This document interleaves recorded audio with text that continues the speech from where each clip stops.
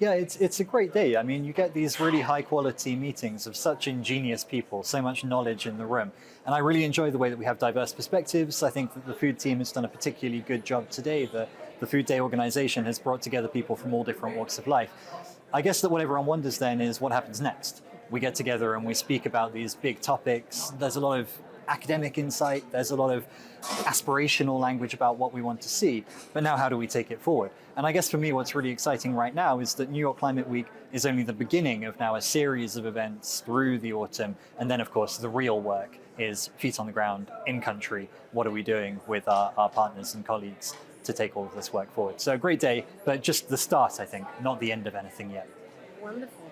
What do you think about the Rio Convention in relation to food in this case? Well, it's a good moment, right? I mean, we've had food kind of creeping up on the agenda. It's become more and more important. And now across all three of the COPs, effectively this year, with the biodiversity COP, the climate COP, and the desertification COP, we see food as a really key issue. And I guess what's exciting for me is that when you look at food systems in this holistic way that we all talk about in the panels during the day, you can find these co-benefits. You can find interventions that are good for climate and nature, that are good for soil, that are good for people, prosperity, livelihoods. And from my point of view at the Global Alliance for Improved Nutrition, the big one is health, right? And nutrition outcomes are such a critical thing that maybe is sometimes treated separately from these conversations about food and climate, but actually can really be right at the heart of it. So one initiative that we have, we're about to make a few announcements about some progress in countries on the Initiative on Climate Action and Nutrition, which came out of the UNFCCC COP27, chaired by the government of Egypt. And what's so exciting about this is that it's really the hands-on work. It's really working with countries. It's helping them to understand what the policy opportunities are, what the strategies are that are right at that nexus of climate and nutrition, biodiversity now coming into it as well, so that we can really take this forward. I think it's a good moment, but much more to be done. And then Oliver, in that point, what would be the pain points that you've encouraged or have to foresee? And then how have you solved them, if you have? Yeah, I mean, always a work in progress, right? I don't think anyone here would say that we've solved the biggest issues. I think one thing that we understand is a prerequisite to progress is better coordination. And this is not glamorous. It's not something you can go and announce on a big stage, right? But it's the behind the scenes work where you're getting together government officials, non-state actors as well, all the stakeholders in country who have a say in how food systems are governed and the way that we make decisions on everything from production practices through to what's consumed.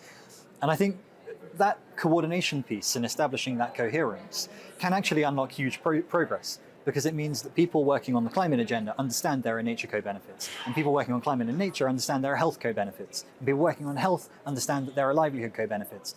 So I think this has been a big area where we've been able to accelerate some of that action by doing the really nitty-gritty work, right? Of getting people speaking, getting those coordination bodies established.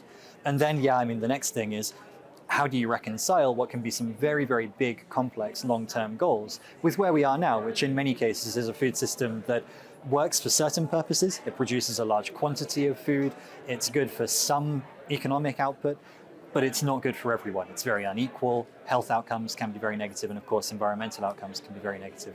So much more to do, but I think it's a holistic approach that really does bring together all of those stakeholders that can accelerate action towards our goals. You were saying and talking about COPs coming up, 3 this year, but then we have milestones, and then we have COP30 next year in a South American country. How do you project this one? Is that a transition COP, like a lot of people are saying? Not necessarily. And what do you foresee for COP30? Yeah, I think there's a bit of a danger. You know, it's important we take all of these seriously, really seriously. And I think with the biodiversity COP and the desertification COP, we're obviously now following up on past work, which is really exciting. We've got the Global Biodiversity Framework that was agreed at COP15. And that gives us a great entry point to do more on the biodiversity agenda with food, with nutrition at the heart of that. But I guess the UNFCCC, the climate COP, is the one where people are wondering, what's the role of this one on the way to what feels like a really big occasion in Brazil? And I think the truth is, we need to maintain the momentum. For one thing, the big finance conversation on the NCQG, that's going to be hugely meaningful for the extent of the progress we can make in future. So let's not gloss over this and forget this COP at all for that alone. But also follow up on the global goal and adaptation. Super important.